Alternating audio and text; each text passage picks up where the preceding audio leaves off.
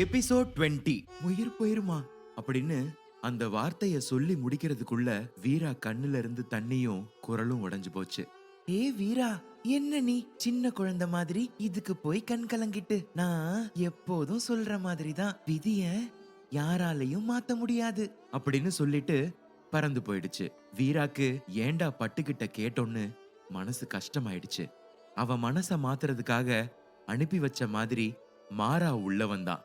வீரா அவனை பார்த்த உடனே கண்ணை தொடச்சுக்கிட்டு, ஏ வாடா, என்ன இவ்வளவு காலையில வந்திருக்க, என்ன விஷயம் அப்படின்னு கேட்டான். நீ என்கிட்ட பேசாத, இவ்ளோ பெரிய விஷயம் நடந்திருக்கு, ஒரு வார்த்தை கூட நீ என்கிட்ட சொல்லல அப்படின்னு கோச்சுக்கிட்டான் மாறா. எனக்கு புரியல, எதை பத்தி பேசுற அப்படின்னு வீரா கேட்டுட்டு இருக்கும்போது குரு வந்திருக்காருன்னு பூங்கொடி வந்து சொல்லிட்டு போனாங்க. மாஸ்டர் அப்படின்னு வீராவும் மாறாவும் குனிஞ்சு மரியாதை கொடுத்துட்டு அவர் பக்கத்துல வந்து நின்னாங்க. குரு மருது கிட்ட, வீரா 3 நாள் நடந்த எல்லா போட்டியிலையும் ஜெயிச்சிருக்கான், அவனோட திறமை இந்த சின்ன இடத்திலேயே புதஞ்சிட கூடாது, 20 அகாடமி சேர்ந்து நடத்த போற போட்டிக்கு அவனை அனுப்பலாம்னு முடிவு பண்ணி இருக்கிறதா சொன்னாரு. பூங்கோடிக்கும் மருதுக்கும் ரொம்ப சந்தோஷம். ஆனா ஏற்கனவே வீரா இங்க இருந்து அகாடமிக்கு ரொம்ப தூரம் போயிட்டு வரான், இப்போ பெரிய போட்டின்னு வந்தா அவனுக்கு நிறைய உழைக்க வேண்டியிருக்கும், இதெல்லாம் எங்களுக்கு ஒத்து வருமா, நாங்க யோசிச்சு சொல்லட்டுமா அப்படின்னு மருது கேட்டாரு. அதுக்கு தான் 2 விஷயம் அகாடமில இருந்து வீராக்காக நாங்க பண்ண போறோம். ஒன்னு, இனிமே நீங்க அகாடமி பக்கத்துல இருக்கிற ஃபர்ஸ்ட் செக்டார்ல தான் தங்க போறீங்க. அப்புறம் அவனுக்கு மாசம் ஸ்டைபண்ட் 2000 கொடுக்க சொல்லி பத்ரா மாஸ்டர் சொல்லிட்டாரு அப்படின்னு குரு சந்தோஷமா சொன்னாரு. பூங்கொடியும் மருதுவும் வீராவை பெருமையா பார்த்தாங்க. இப்ப குரு வீரா கிட்ட, நீ எப்ப வேணாலும் லிங்கன் தாத்தா வீட்டுக்கு போய் உனக்கு வேண்டிய 3rd stage 4th stage books எடுத்து படிக்கலாம்னு சொன்னாரு. வீராக்கு அப்பதான் அகாடமில பசங்க ஃபர்ஸ்ட் செகண்ட்னு பிரைஸ் பத்தி பேசிக்கிட்டது ஞாபகம் வந்துச்சு. என்ன வீரா, உனக்கு சந்தோஷமா அப்படின்னு குரு கேட்டாரு. கண்டிப்பா மாஸ்டர், எனக்கு இதெல்லாம் கிடைக்கிறதுக்கு நீங்களும் ஒரு காரணம் அப்படின்னு சிரிச்சுக்கிட்டே சொன்னான். எந்த சந்தர்ப்பத்திலையும் உன்னோட இந்த ஆர்வத்தை விட்டுடாத. இன்னைக்கே நீ இங்க வீட்டை காலி பண்ற மாதிரி இருக்கும், எல்லா ஏற்பாடையும் பண்றதுக்கு நான் 4 பேரை அனுப்பி வைக்கிறேன், அவங்க உங்களுக்கு கூட இருந்து பண்ணி ஃபர்ஸ்ட் செக்டாருக்கு மாத்தி விடுவாங்கன்னு சொல்லிட்டு கிளம்பிட்டாரு. மருதுவும் பூங்கொடியும் வீராவை கட்டி முத்தம் கொடுத்துட்டு அடுத்து ஆக வேண்டிய காரியத்தை பார்க்க ஆரம்பிச்சாங்க. டேய் மாறா, நீ இந்த விஷயத்தை தான் மறைச்சு ஆட்ட காமிச்சியா அப்படின்னு வீரா கேட்டான். இல்ல வீரா, உனக்கு விஷயம் தெரியும்னு நினைச்சு பேசிட்டேன், அதை விடு, நீ எங்க வீட்டு பக்கத்துல தான் வரப்போற, எனக்கு எவ்வளவு ஜாலியா இருக்கு தெரியுமா அப்படின்னு குழந்தை மாதிரி குதிச்சான். ஆனா வீரா வேற யோசனைக்கு போயிட்டான். அவ மனசுல பாண்டி தர்மா அங்கதானே இருக்காங்க, தேவையில்லாம எந்த பிரச்சனையும் அம்மா அப்பாக்கு அவங்க கொடுக்க கூடாதுன்னு மனசுல நினைச்சுக்கிட்டான். ஒரு வழியா குரு ஏற்பாடு பண்ண ஆளுங்க உதவியோட வீரா குடும்பத்தோட ஃபர்ஸ்ட் செக்டாருக்குள்ள நுழைஞ்சான். அவங்களுக்கு தேவையான சின்ன சின்ன விஷயத்துக்கு மாறா குடும்பம் உதவி பண்ணாங்க. ஏ மாறா, நீங்க எப்படி இந்த இடத்துல குடி வந்தீங்க அப்படின்னு வீரா கேட்டான். எங்க தாத்தா ஒரு காலத்துல இந்த அகாடமிக்கு பத்ரா மாஸ்டர் மாதிரி உதவி செஞ்சு இருந்தாரு, அதுக்காக தான் எங்களுக்கு இங்க வீடு கொடுத்தாங்க அப்படின்னு மாறா சொன்னான். அப்படியே அந்த நாள் வீட்டு சாமான் அடுக்கிறதுல முடிஞ்சு போச்சு. அடுத்த நாள் புது இடம், புது வீடு, ஜமாய் அப்படின்னு வழக்கம் போல பட்டு கலாய்க்க வீரா பார்வை வேற எங்கேயோ இருந்துச்சு. என்ன வீரா, அங்க போகணுமா அப்படின்னு அகாடமிக்கும் வீரா வீட்டுக்கும் நடுவுல இருக்கிற சின்ன கிரவுண்ட காட்டி பட்டு கேட்டுச்சு. இன்னைக்கு வேண்டாம் பட்டு, பாண்டியும் அவங்க அண்ணனும் யார் கூடவோ சேர்ந்து வில்லம்பு பழகிட்டு இருக்கானுங்க, தேவையில்லாம நாங்க போய் அவங்க கிட்ட ஏதாவது பேசி அப்புறம் அம்மா அப்பாவுக்கு நான் கஷ்டம் கொடுத்துட கூடாது அப்படின்னு வீரா சொன்னான். நீ என்ன வீரா இப்படி பயப்படுற அப்படின்னு பட்டு கேட்டுச்சு. நான் எதுக்கு பயப்படணும் பட்டு, ஒதுங்கி போறேன் அப்படின்னு சொன்னான் வீரா. இதெல்லாம் இன்னும் எவ்வளவு நேரத்துக்குன்னு நானும் பாக்குறேன் அப்படின்னு சிரிச்சிட்டு பட்டு, வா இன்னைக்கு உனக்கு புது எக்ஸசைஸ் பிராக்டிஸ் பண்ணலாம் அப்படின்னு வீராக்கு நிறைய புது விஷயம் நெற்றிக்கண் மூலமா கத்து கொடுத்துச்சு. பட்டு, என் ஆர்ம்ஸ் எந்த அளவுக்கு பெருசா இருக்கு பாறேன் அப்படின்னு வீரா கைய மடக்கி சந்தோஷமா காட்டுனான். ஆமா வீரா, நெற்றிக்கண் மூலமா உன்னால எவ்வளவு தூரம் இருக்கிற பொருளையும் பார்க்க முடியும் அப்படின்னு பட்டு கேட்டுச்சு. இப்ப கூட சொன்னனே பட்டு, அந்த பாண்டி யார் கூடவோ வில்லம்பு பண்ணிட்டு இருக்கான்னு, சுமார் ஒரு 1/2 கிலோமீட்டர்ல இருந்து 1 கிலோமீட்டர் வரைக்கும் என்னால பார்க்க முடியும் அப்படின்னு சொன்னான் வீரா. சரி, இப்ப அங்க என்ன நடக்குதுன்னு பாரு அப்படின்னு பட்டு சொன்ன உடனே பார்த்த வீராவுக்கு கோபம் வந்துச்சு. அங்க பாண்டி பூங்கொடி கிட்ட பேசிக்கிட்டு இருந்தான். இவன் அப்படின்னு பல்ல கடிச்ச வீரா அடுத்த 5 நிமிஷத்துல பாண்டி முன்னாடி இருந்தான். அதுக்குள்ள பூங்கொடி பாண்டி கிட்ட பேசிட்டு இந்த பக்கமா கிளம்பி இருந்தாங்க. வீராவை பார்த்த பாண்டி, வாங்க வாங்க, உங்க காலடி இந்த இடத்துல பட்டா இது எங்களுக்கு பரம பாக்கியம் அப்படின்னு சுத்தி இருந்த அவன் அல்லக்கைங்க கிட்ட சொன்னான். ஓ அப்படியா, இப்ப எல்லாரும் உடனே என் காலில் விழுந்து ஆசீர்வாதம் வாங்குங்க அப்படின்னு வீராவும் நக்கலா சொன்னான். விழுந்துட்டா போச்சு அப்படின்னு பாண்டி கிட்ட வர நெற்றிக்கண் மூலமா அவனோட அடுத்த நடவடிக்கையை தெரிஞ்சுக்கிட்ட வீரா பின்னாடி நகர்ந்து நின்னான். உண்மையிலேயே பாண்டி அவன் காலை வாரி விட வந்தவன் வீரா பின்னாடி நகருவான்னு தெரியாம அப்படியே விழுந்து மூக்க உடைச்சுக்கிட்டான். பட்டு உடனே, வீரா இவனை அடிச்சும் பார்த்தாச்சு கிழிச்சும் பார்த்தாச்சு, என்னதான் செய்யறது? அப்போ சரியா தர்மா உள்ள வந்தான். அங்க என்ன நடந்திருக்குன்னு புரிஞ்சுக்கிட்டவன் பாண்டி காதுல, இன்னைக்கு வீரா கடைசி நாள், இன்னும் கொஞ்ச நேரத்துல அப்படின்னு காதுல விஷயத்த சொல்லி பின்னாடி கண்ணை காட்டுனான். அங்க சில பேர் நின்னுட்டு இருந்தாங்க. பாண்டி முகத்துல 1000 வாட்ஸ் லைட் எரிஞ்ச மாதிரி அவ்வளவு பிரகாசமா மாறிச்சு. தர்மா மாஸ்டரா இருக்கிறதுனால வீரா குனிஞ்சு அவனுக்கு மரியாதை கொடுத்தான். கேள்விப்பட்டேன் வீரா, நீ எல்லா போட்டியிலையும் இந்த தரம் நல்லா பெர்ஃபார்ம் பண்ணிருக்கேன்னு. ரொம்ப சந்தோஷம். எனக்கு ஒரு ஆசை, உன்னோட திறமையை இன்னும் சில பேர் பார்க்கணும்னு ஆசைப்படுறாங்க. அவங்களுக்காக நீ நான் சொல்ற ஆள் கூட சண்டை போட முடியுமா அப்படின்னு தர்மா கேட்டாரு. தர்மா மாஸ்டரா இருக்கிறதுனால வேற வழி இல்லாம வீரா சரின்னு தலையாட்ட, பாண்டிக்கு இன்னைக்கு தான் தர்மாவை வாய் நிறைய அண்ணன் அப்படின்னு மனசார கூப்பிடணும்னு தோணுச்சு. ரொம்ப சந்தோஷம் வீரா, நான் போய் அவங்கள கூப்பிட்டு வந்துடுறேன் அப்படின்னு தர்மா அங்க இருந்து கிளம்புனா. பாண்டிக்கு தர்மா கூட வந்தவங்க தான் வீரா கிட்ட சண்டை போட போறாங்கன்னு நினைச்சுக்கிட்டு இருந்தவனுக்கு வேற யாரோ தர்மா ஏற்பாடு பண்ணிருக்கான்னு தெரிஞ்ச உடனே இப்பவே அவனை கண்டுபிடிச்சு முத்தம் கொடுக்கணும்னு தோணுச்சு.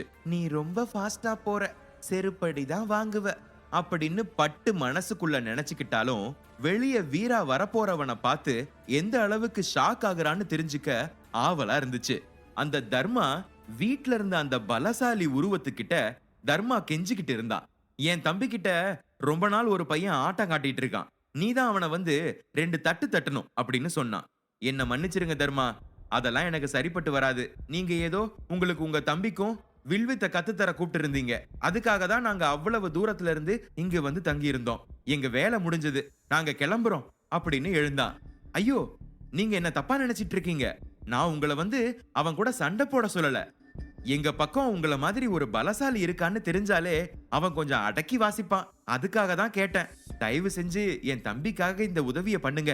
அவன் சமீப காலமா ரொம்பவே கவலையா இருக்கான். ஆரம்பத்துல இருந்த வேகம் அவன் கிட்ட இப்ப இல்ல. எதையோ பறி கொடுத்த மாதிரி எப்ப பாரு தனியா இருக்கான். அவனுக்காக கொஞ்சம் உதவி பண்ணுங்க அப்படின்னு தர்மா சொல்ல உடனே அந்த பலசாலி ஆளும் ஒரு வழியா வீராவை பார்க்க சம்மதிச்சான். இங்க பாண்டி, அப்புறம் வீரா உங்க வீட்டு பக்கத்துல தான் டாக்டர் இருக்காங்க, தேவைப்பட்டா அவங்க வீட்ல வந்து கூட உதவி பண்ணுவாங்க அப்படின்னு பொடி வச்சு பேசிட்டு இருந்தான். வீரா எங்க அவன் பேசினத காதல வாங்கினா, பாண்டிய மனுஷனா கூட மதிக்கல. சரியா அப்ப தர்மா கூட அந்த பலசாலி ஆள் உள்ள நுழைய தர்மா பாண்டி கிட்ட கண் காட்டி வீரா க்ளோஸ்னு சொன்னான். அதுக்கு பாண்டி சந்தோஷப்படாம தர்மாவை முறைச்சு தூன்னு துப்பிட்டு வெளியே போயிட்டான். திடீர்னு பாண்டிக்கு என்ன ஆச்சு? இந்த பக்கம் திரும்பி பார்த்தா வீராவும் அந்த பலசாலியும் கட்டி புடிச்சுக்கிட்டு நின்னுட்டு இருந்தாங்க. ருத்தண்ணா, நீங்க எப்படி இங்க அப்படின்னு வீரா சிரிச்ச முகமா தர்மா கூட்டிட்டு வந்த பலசாலி கிட்ட பேச ஆரம்பிச்சான். இங்க ஒரு வேலைய வந்த வீரா, நீ எப்படி இருக்க? உன்னோட அகாடமில என்ன இப்ப புதுசா கத்து கொடுத்தாங்க அப்படின்னு விசாரிக்க தர்மா தலை சுத்தி விழாத குறைதான். யார் சாமி இவன்? எங்களை காலி பண்றதுக்காகவே வந்திருக்கானா அப்படின்னு தர்மா வீராவை கொலை வெறியோட பாத்துட்டு இருந்தான். வீரா அவமானப்பட போறான். எப்படியும் தர்மா கூட்டிட்டு வர்ற ஆளு வீராவை ஜெயிச்சிடுவான்னு பாண்டி சுத்தி இருக்கிற ஆளுங்க எல்லாரையும் அவன் ஃப்ரெண்ட்ஸை விட்டு வர சொல்லி இருந்தான். அதுல வேதாவும் வருணியும் அடக்கம். வீராவை இப்பதான் அவங்க கிட்ட பாக்குறாங்க. அதுவும் ருத் பத்தி அவங்களுக்கு நல்லாவே தெரியும்.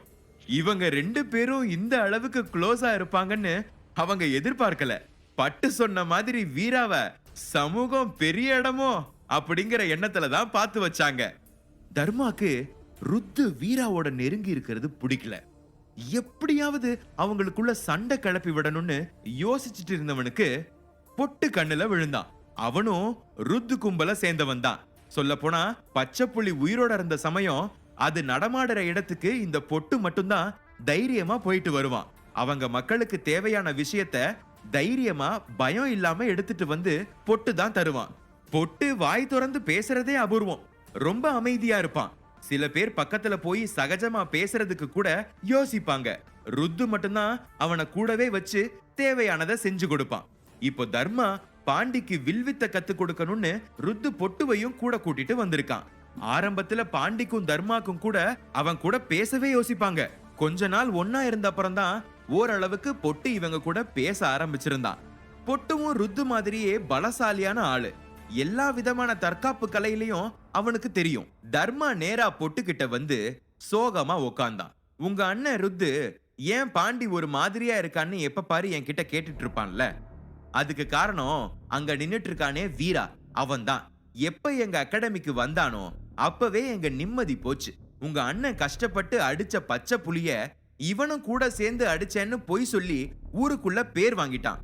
அத வச்சு எல்லா போட்டியிலும் மேலோட்டமா கலந்துகிட்டு எங்கள மாதிரி உழைக்காம முதல் இடத்துக்கு வந்துட்டான் அப்படின்னு ஒரு கதையை கட்டி விட்டான். பொட்டு வீராவையும் ருத்தையும் மாறி மாறி பார்த்துட்டு இருந்தான். அத கண்டுகிட்ட தர்மா, நீ என்ன யோசிக்கிறேன்னு எனக்கு தெரியும் பொட்டு.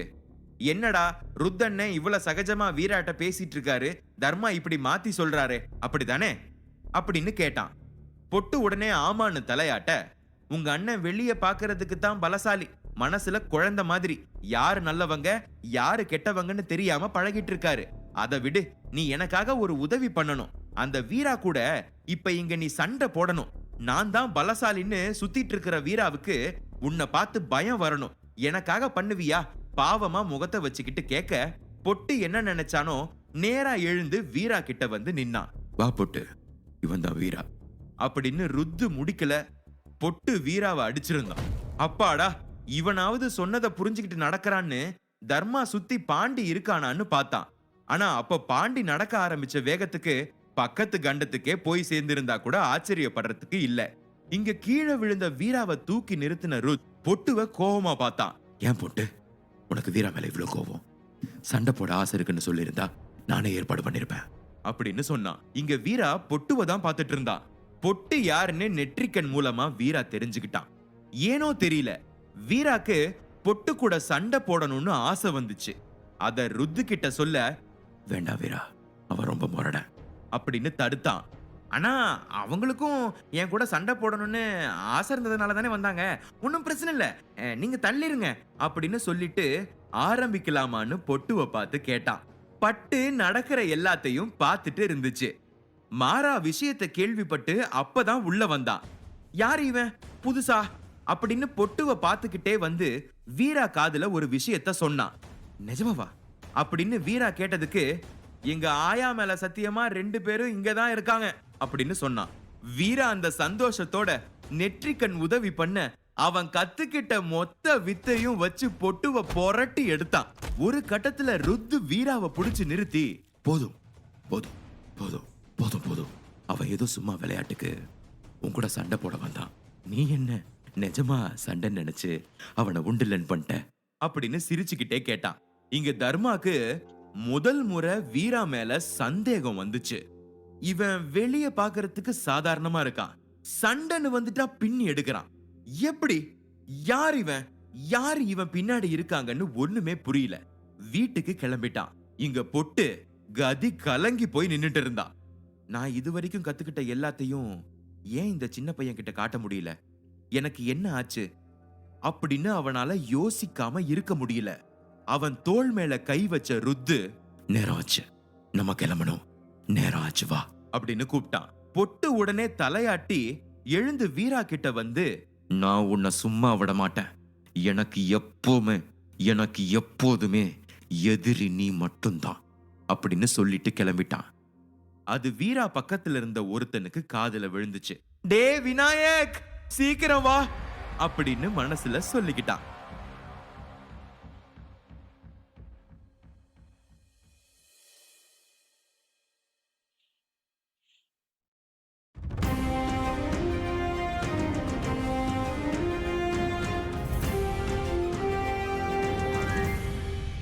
எபிசோட் 21. பொட்டு வீரா கிட்ட, நீதான் என்னோட எதிரி, நான் உன்னை விட மாட்டேன் அப்படின்னு சொல்லிட்டு கிளம்புனத வேதா கேட்டான். ஆனா வருணி வீராவை ரசிச்சு பார்த்துக்கிட்டே, "ஏன் வேதா, விநாயக் கூட வீரா முன்னாடி ஒண்ணுமே இல்லைன்னு நினைக்கிற அளவுக்கு இவன் இருக்கான்ல?" அப்படின்னு வீராவை காட்டி பெருமையா பேச, அப்ப சரியா உள்ள வந்த வெற்றிக்கு வருணி பேசுனது காதுல விழுந்துச்சு. வெற்றி நேரா வேதாவை இழுத்து பலார்னு அரைஞ்சான். பதிலுக்கு வேதாவும் அவனை அறைய, வருணி உடனே 2 பேரையும் பிரிச்சு விட்டா. "ஏ வெற்றி, வேதா உன் அத்தை பையன்னு மறந்து போச்சா? எதுக்கு இப்படி கோபப்படுற?" அப்படின்னு கேட்டா. "அவனுக்கு நான் மாமா பையன்னு ஞாபகம் இருக்கா? இன்னைக்கு காலையில நான் சொன்ன மாதிரி இவன் வந்திருந்தா அந்த வீரா கிட்ட நான் தோத்து போயிருப்பனா?" அப்படின்னு அந்த விஷயத்துல வீரா வந்து சண்டை போட்டத சொன்னா வெற்றி. "டேய், 2 நாளா தூக்கம் இல்ல, அதான் நல்லா தூங்கிட்டேன். அதை விடு, ஸ்வாட் டெமோ விஷயம் என்னாச்சு?" அப்படின்னு வேதா ஆர்வமா கேட்டான். "எல்லாம் சொதப்பிருச்சு, இனிமே யாரையும் நான் நம்ப போறதில்ல" அப்படின்னு பாண்டிய மனசுல வச்சுக்கிட்டு அங்க நடந்ததை வெற்றி சொன்னான்.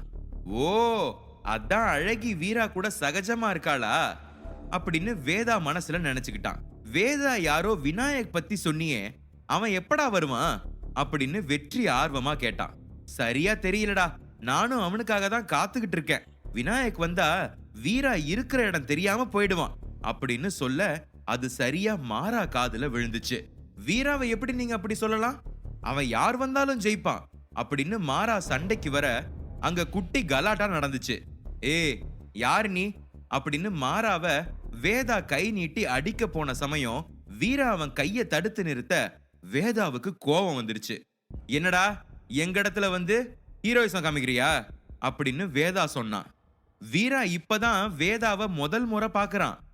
வேதா கிட்ட இருந்து வீராக்கு நல்ல வைப்ரேஷன் கிடைக்கல. நெற்றிக்கண் மூலமா அவனை பத்தி தெரிஞ்சுக்கலான்னு நினைச்ச சமயம் வெற்றி வேதாக்கும் வீராக்கும் நடுவுல வந்து நின்னான். "வீரா, நீ வேணும்னே எல்லா இடத்துலயும் வந்து சண்டை போட்டுட்டு இருக்க, இது நல்லதுக்கு இல்ல, கிளம்பு" அப்படின்னு மிரட்டினான்.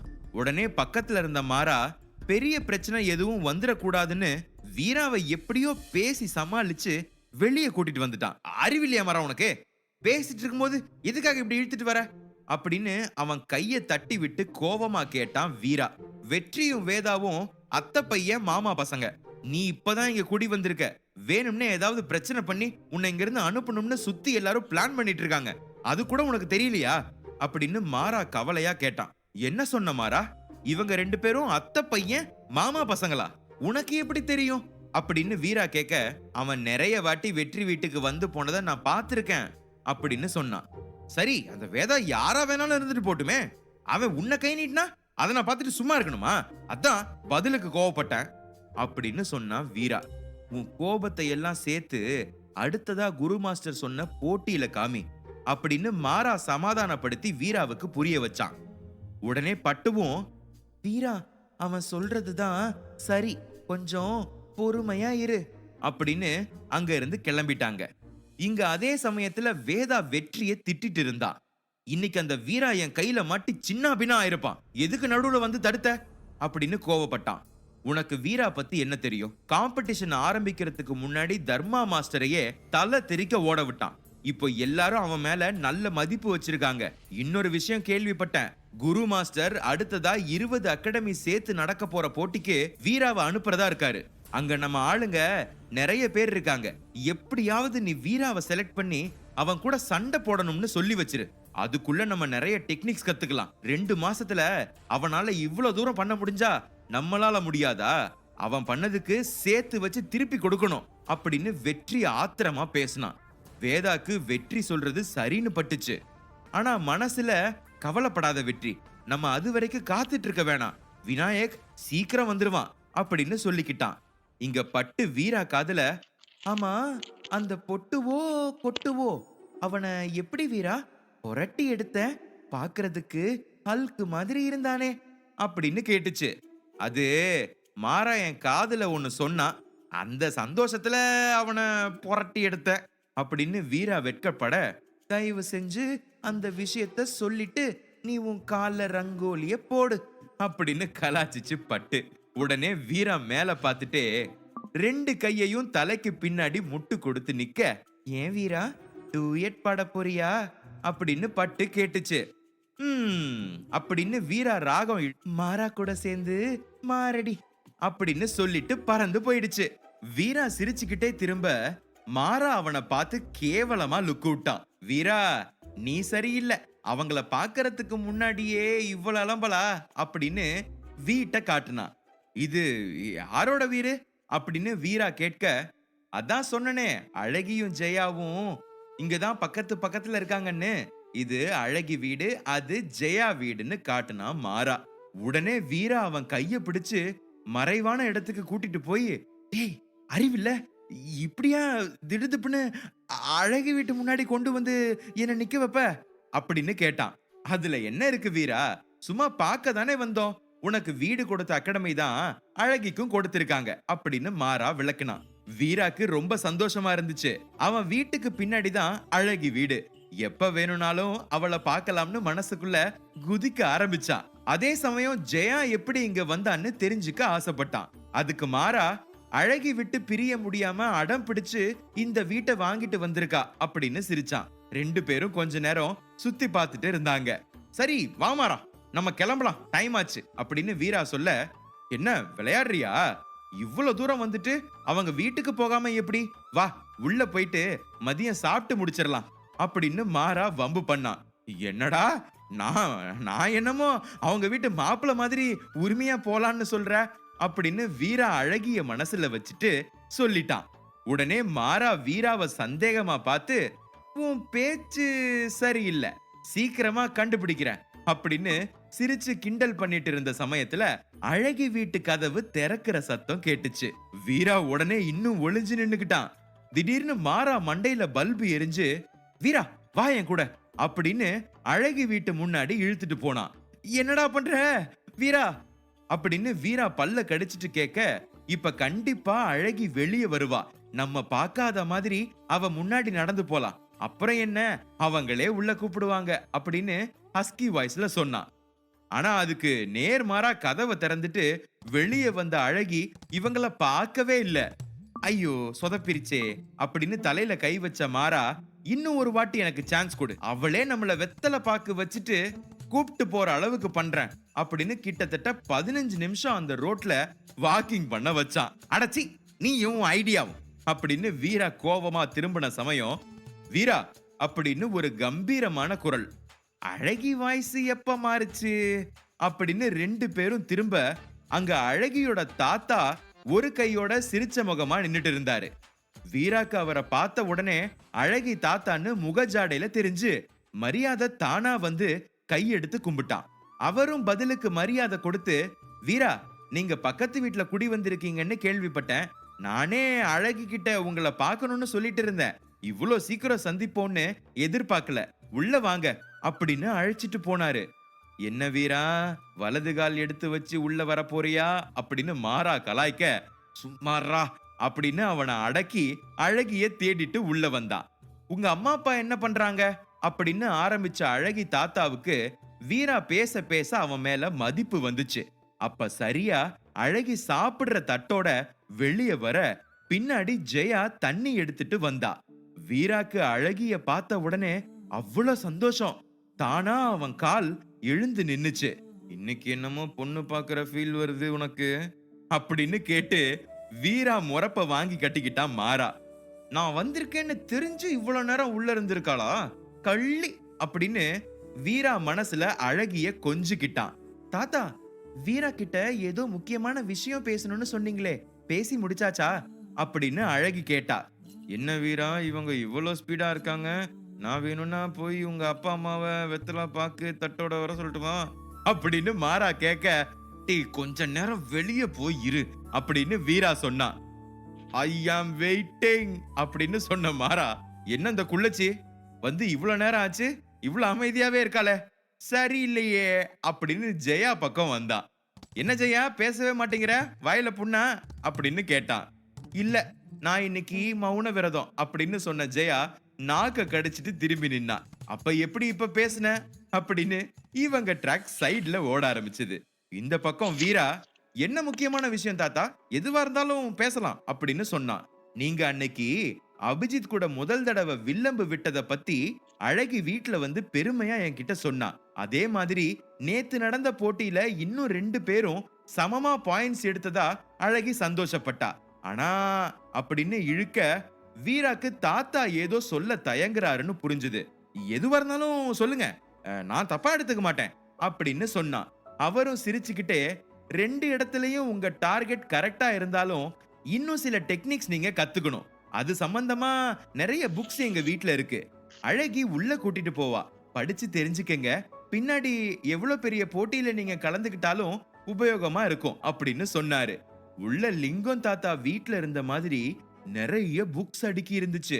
அழகி, எனக்கு 2 சந்தேகம் கேட்கணும் அப்படின்னு வீரா சொன்ன உடனே கை கட்டி, என்ன அப்படின்னு கேட்டா. உங்க தாத்தா பத்தி முதல்ல சொல்லுங்க அப்படின்னு சொன்னான். எங்க தாத்தா 10 வருஷம் முன்னாடி வரைக்கும் நம்ம அகாடமில வில்வித்த சொல்லி கொடுக்கிற மாஸ்டரா இருந்தாரு. ஒரு சமயம் போட்டிக்காக குழந்தைங்களை கூட்டிட்டு வேற அகாடமிக்கு போயிட்டு திரும்ப வரும்போது விபத்து ஏற்பட்டு வலது கையை இழந்துட்டாரு. எவ்வளவு முயற்சி பண்ணி பார்த்தும் எதுவும் பண்ண முடியல. அப்படியே வாழ ஆரம்பிச்சிட்டாரு. சொல்ல போனா ஒரு கையை வச்சுதான் எனக்கு நிறைய விஷயம் கத்து கொடுத்தாரு அப்படின்னு வலியோட சொன்னான். உங்க அப்பா அம்மா அப்படின்னு வீரா தட்டு தடுமாறி கேட்டான். எனக்கு எல்லாமே எங்க தாத்தா தான் அப்படின்னு ஒரு வரியில முடிச்சிட்டா அழகி. உனக்கு நானும் இருக்கேன் அப்படின்னு வீரா கண்ணாலேயே சொல்ல அழகிக்கு ஏதோ புரியுற மாதிரி இருந்துச்சு. முதல் தடவை வீரா அழகியை இப்படி முழுங்குற மாதிரி பாக்குறான். அத தாங்க முடியாம, இன்னொரு கேள்வி என்ன அப்படின்னு பேச்ச மாத்தினான். நான் வந்திருக்கேன்னு தெரிஞ்சும் தானே சரியா சாப்பாடு தட்டோட வெளியே வந்தீங்க அப்படின்னு சிரிச்சான். நீங்க 1/2 மணி நேரமா எங்க வீட்டு ரோட்ல வாக்கிங் பண்ணதை பார்த்துட்டு நான் தான் தாத்தா கிட்ட சொல்லி உங்களை உள்ள கூப்பிட்டு வந்தேன் அப்படின்னு அவன் கை நிறைய புக்ஸ் எடுத்து வச்சா. அப்போ முதல் தடவை என்ன பார்த்துட்டு வேணும்னே பேசாம உள்ள போனீங்களா அப்படின்னு வீரா கேட்டான். வந்த வேலைய பாப்போம் அப்படின்னு அழகு இன்னும் 5 புக்ஸ் எடுத்து அவன் பக்கத்துல வச்சா. அப்ப மிச்ச வேலைய நல்ல நாள் பார்த்து வச்சுக்கலாம் அப்படின்னு குனிஞ்சு அவன் கேட்க, நான் போறேன் அப்படின்னு கிளம்பிட்டா. சத்தமா சிரிச்ச வீரா, அழகி என்ன கொல்றடி அப்படின்னு சுத்தி சுத்தி நின்னான். போறோம், வந்த வேலைய பாரு அப்படின்னு பட்டு கரெக்டா என்ட்ரி கொடுக்க வீரா அசடு வழிஞ்சுக்கிட்டே நெற்றிக்கன் உதவியோட அழகி கொடுத்த எல்லா புக்ஸையும் ஒரே நிமிஷத்துல மெமரைஸ் பண்ணிட்டான். உடனே வெளியே போனா சந்தேகம் வரும்னு கொஞ்ச நேரம் உள்ள இருந்து அவன் மெமரைஸ் பண்ண புக்க நிறுத்தி நிதானமா உள்வாங்கிக்க ஆரம்பிச்சான். உண்மையாவே அழகியும் அவங்க தாத்தாவும் சொன்ன மாதிரி இன்னும் நிறைய நுணுக்கங்களை கத்துக்க முடிஞ்சது. திரும்பவும் அழகி தாத்தா கிட்ட வந்து பேச ஆரம்பிச்சான். உங்களால எல்லா புக்ஸையும் ஒரே நாள்ல படிக்க முடியாதுன்னு எனக்கு தெரியும். எப்ப தேவைப்படுமோ நீங்க தாராளமா இங்க வரலாம் அப்படின்னு தாத்தா சொன்னாரு. ரொம்ப சந்தோஷம் தாத்தா. ஆனா நீங்க எனக்கு செஞ்சிருக்கிற உதவிக்கு கைமாறா ஏதாவது செய்யணும்னு நினைக்கிறேன். என்ன வேணும்னு கேளுங்க அப்படின்னு சொன்னான் வீரா. நானே உங்ககிட்ட கேட்கணும்னு நினைச்சேன். அழகி கராத்தே சின்ன வயசுல பழகி இருக்கா. ஆனா தொடர்ந்து அவளால கத்துக்க முடியாம போயிருச்சு. நீங்க தான் கூட இருந்து உதவி பண்ணணும்னு சொன்னாரு தாத்தா.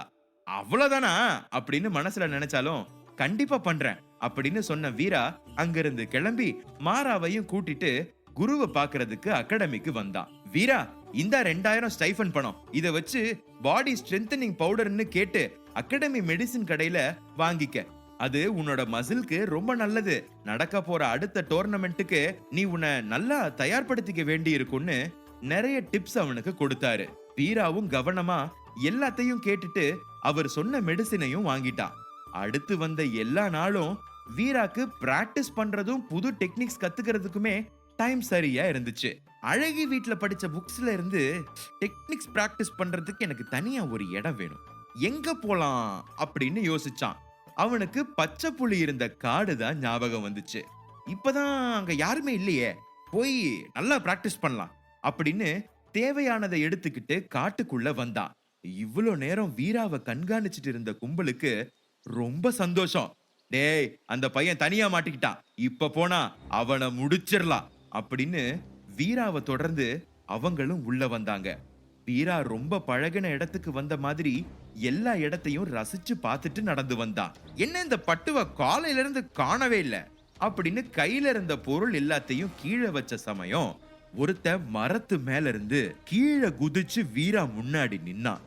உடம்பு ஃபுல்லா கருப்பா ஏதோ தடவிட்டு கண்ணு மட்டும் சிகப்பா இருந்த அந்த உருவத்தை பார்க்கிறதுக்கு ரொம்ப பயமா இருந்துச்சு. காட்டுல இந்த மாதிரி நிறைய பேரை வீரா பார்த்திருக்கான், கேள்வியும்